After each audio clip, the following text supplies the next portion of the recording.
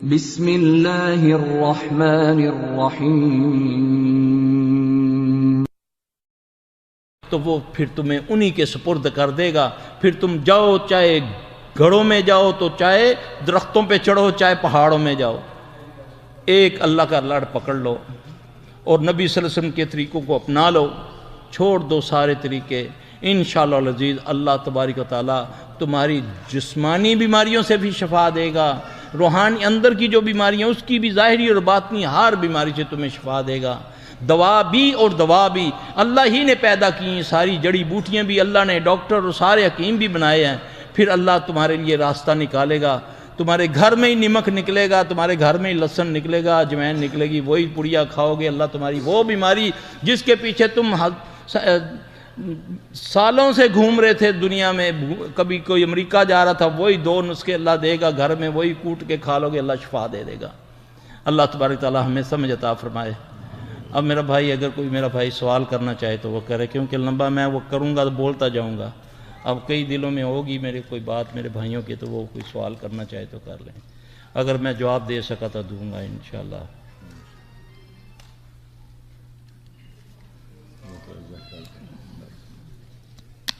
جی بھائی،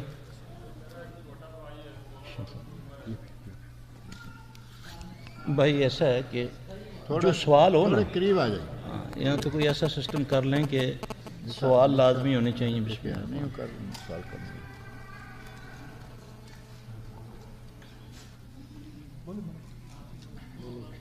میرا چھوٹا بھائی، 16 سال عمر ہے، 12 کلاس کا طالب علم، پچھلے 2 سالوں سے عجب حرکتیں کرتا رہتا ہے گھر میں۔ کیا کرتا رہتا ہے؟ عجب حرکتیں کرتا۔ اچھا، پہلے ٹھیک تھا وہ؟ پہلے 2 سال پہلے ٹھیک تھا، پڑھائی میں کیسا تھا؟ پڑھائی میں تو ٹھیک تھا، جب پھر پڑھائی میں دکھنے لگتی اس کی، سوتا ہے، نیند آتی اس کو؟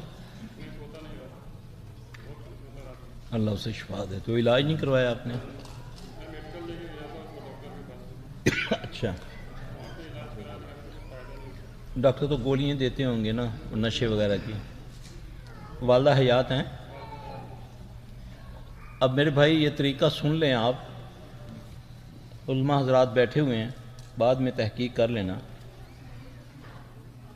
کہ کوئی بھی اس قسم کی اچانک معاملہ شروع ہو جائے گھر میں کہ بھائی خود، بیٹی، بیوی کسی جگہ سے آئے ہیں، یا اسکول میں عموماً ایسا ہوتا ہے کہ جو بچے بہت زیادہ لائق ہوتے ہیں تو آتے ایک وقت آتا ہے کہ وہ بالکل ہی پڑھائی سے بھاگتے ہیں، ایسا ہوتا ہے نا؟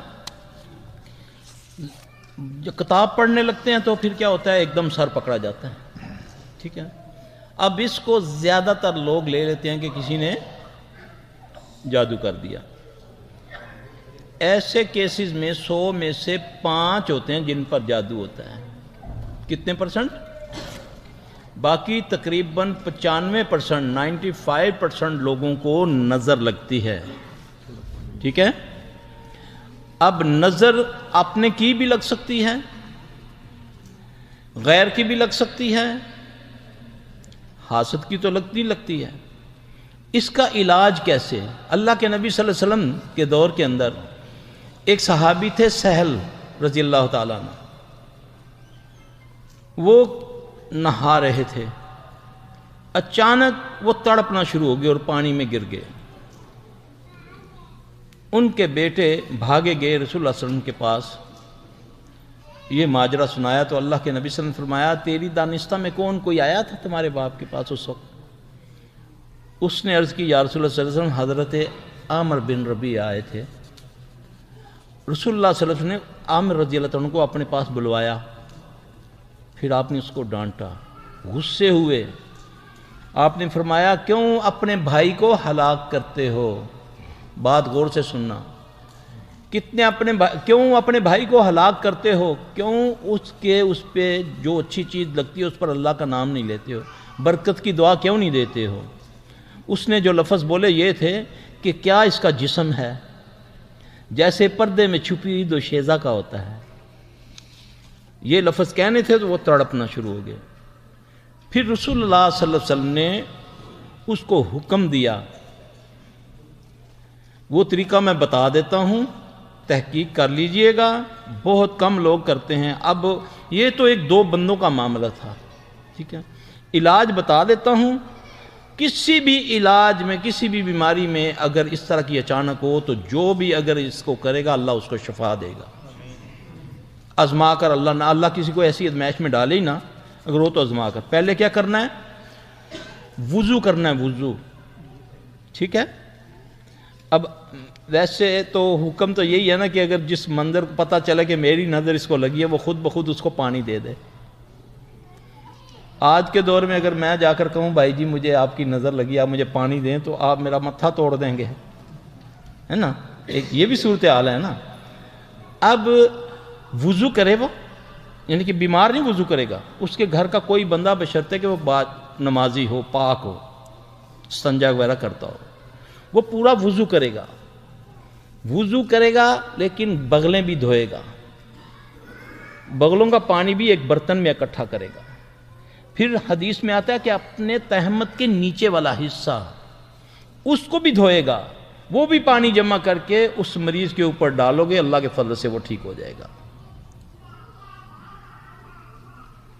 اب سوال تو یہ پیدا ہو گیا، وہ تو سمجھ آ گئی کہ عامر رضی اللہ عنہ کی نظر لگی تھی حضرت سہل کو رضی اللہ تعالیٰ عنہ کو.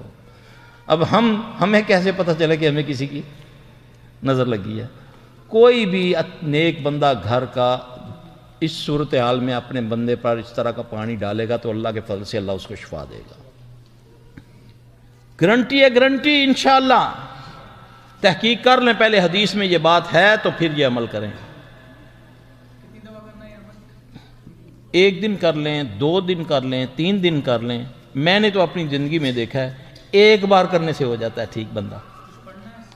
کچھ نہیں پڑھنا، وضو کرنا ہے، جھوٹا پانی دے دیں اس کے بعد وضو کا سارا پانی. صحیح وضو کرنا ہے، صحیح وضو کرنا ہے، انشاءاللہ اللہ اسے شفا دے گا. اس کو میں نے اسیب پر بھی آزمایا، اس کو میں نے جادو پر بھی آزمایا تو اللہ نے اس سے شفا دی الحمدللہ.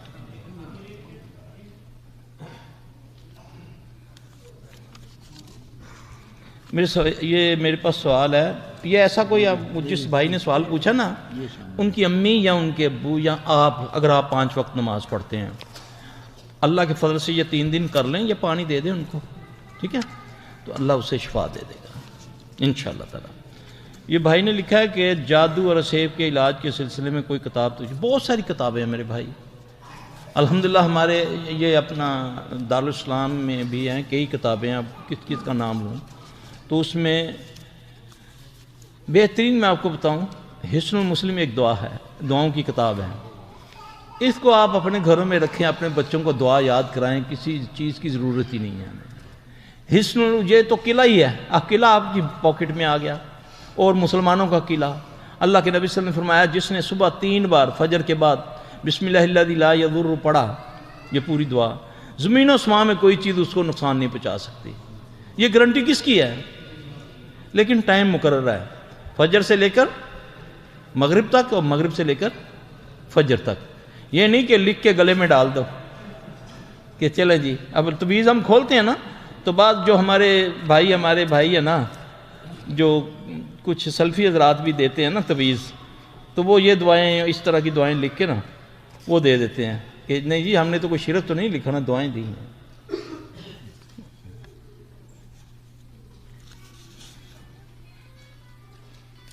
اچھا میرے بھائی نے سوال کیا ہے کہ نظر و جادو اور اسیب کی نشانیاں کیا ہیں اور ان میں ایک آدمی کیسے فرق کر سکتا ہے ان کی نشانیاں کا. واہ جی واہ میرے بھائی، یہ تو ابھی تک میرے پاس 15-20 سال ہو گئے ہیں بعض بندوں کو کام کرتے ہوئے. یہ تو تجربے سے پتہ چلتا ہے. کچھ سوالات ہوتے ہیں مریض کے، کچھ اس کے اعضاء کو چیک کیا جاتا ہے، اس کے ناخنوں کو، اس کی آنکھوں کو، اس کی رنگت کو، پھر اس سے پتہ چلتا ہے.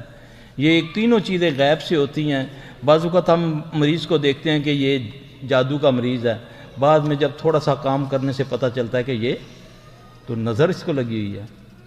ٹھیک ہے، ڈیفینیٹلی ہمیں اس سے کوئی کہے. ہاں کچھ جادو کے مریض ایسے ہوتے ہیں کہ جو مجلس میں بیٹھے ہو اندازہ ہو جاتا ہے کہ اس پر جادو ہوا ہے. جس پر جادو ہوتا ہے اس کے پاس سے کوئی بدبو بھی آتی ہے، وہ معالج جی اس کو، دوسرے کو نہیں سمجھ آتی، معالج کو اس کی سمجھ آ جاتی ہے. جس جگہ جادو ہوتا ہے، جس گھر میں، جس دکان میں، وہاں محسوس ہو جاتا ہے. یہ احساسات ہیں، تجربے سے پتہ چلتے ہیں، اس طرح سمجھانے سے نہیں ہوتا. بعض بیچارے پوری پوری زندگی لگا لیتے، کچھ بھی نہیں ان کو آتا۔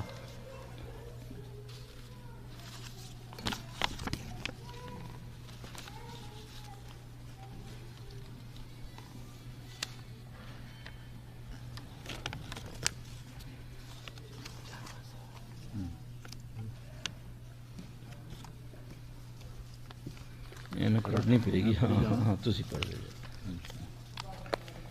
سوال یہ ہے کہ سیلفی صاحب، میرے پاؤں اوپر سے بہت جلتے ہیں، ہر طرح کا ٹیسٹ کرایا مگر سب کلیئر آئے، پتہ نہیں کیا معاملہ ہے۔ دوسرے یہ کہ میرے سانس کا